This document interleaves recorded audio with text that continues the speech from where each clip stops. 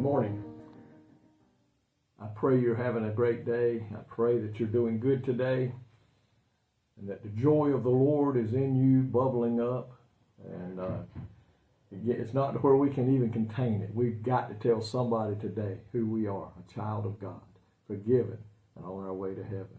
I pray you are today too. I want to look at St. Luke chapter 19. Verse 45, a very familiar story. It's the cleansing of the temple that Jesus did that day. And it reads, "And he went into the temple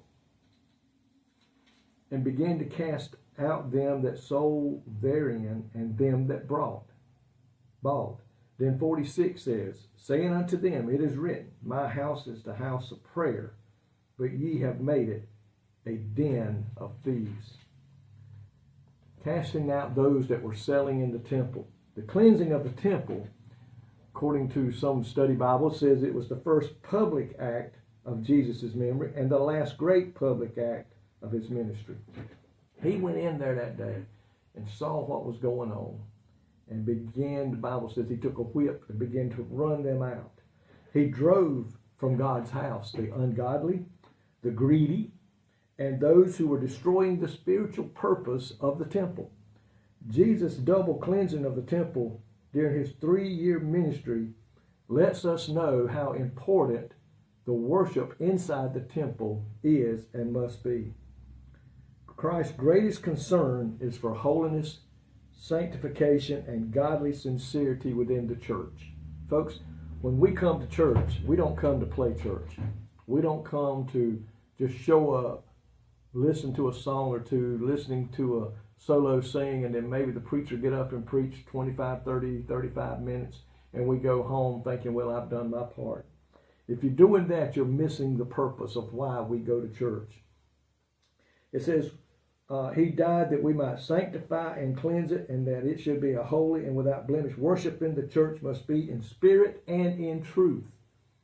We may go in there and can fool the people around us, but we're not going to fool the one that knows our very thoughts and our intentions. He sees the heart.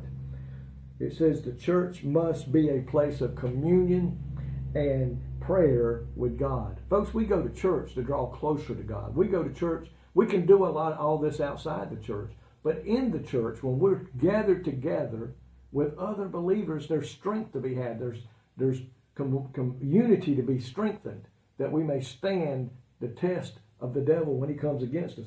He says Christ will condemn all those who use the church for the God of the gospel and his kingdom for personal gain and glory or self-promotion. Folks, we don't go into the church to lift ourselves up. You should never do that. We go to the church to lift Christ up, because it is all about Jesus. You've heard me say that before.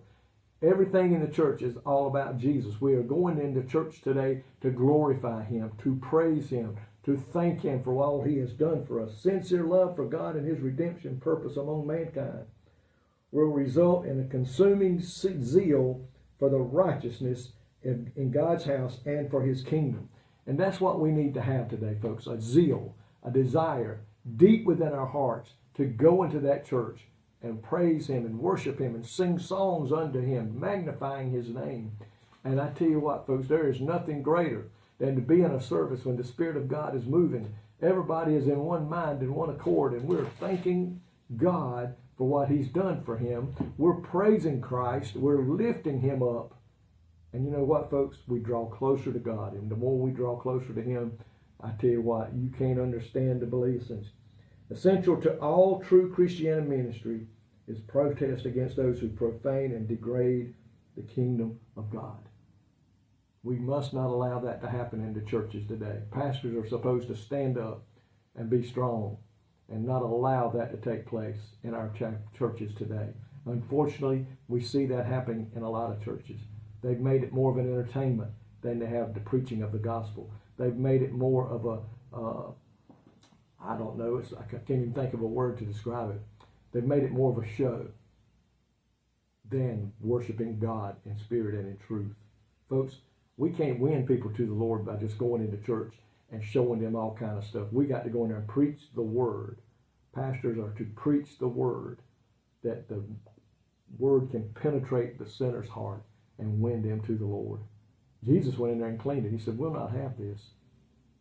And today we can't allow it. And I pray we're not allowing it. God, guide and direct our paths today, especially of preachers and of Sunday school teachers and of deacons and council members, Lord, as we lead the church. We lead it in the way you would have us to go. And we look to you for direction. We seek your face for perfection from you. We don't have it, but we know that you do. And Lord, we want to make it your church, all about you, not about us, so that souls can be won to the Lord. Thank you, Lord, for all that you do for us. In Jesus' name, amen. Folks, I love you today. May God richly bless you is my prayer.